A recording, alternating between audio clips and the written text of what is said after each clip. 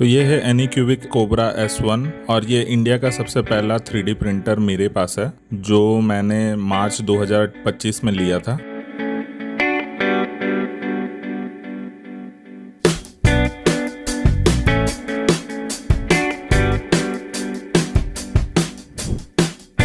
और मेरे पास 3D printed से रिलेटेड बहुत सारे आइडियाज़ हैं, तो do subscribe to our channel. बहुत सारे प्रोजेक्ट्स जो इस प्रिंटर के थ्रू हम लोग बनाएंगे और मैं आपको इस प्रिंटर के बारे में एक डिटेल डिस्क्रिप्शन बताऊंगा कि ये आपको लेना चाहिए या नहीं लेना चाहिए। वैसे ले भी नहीं पाएंगे क्योंकि ये अभी इंडिया में अवेलेबल नहीं है। Thank you.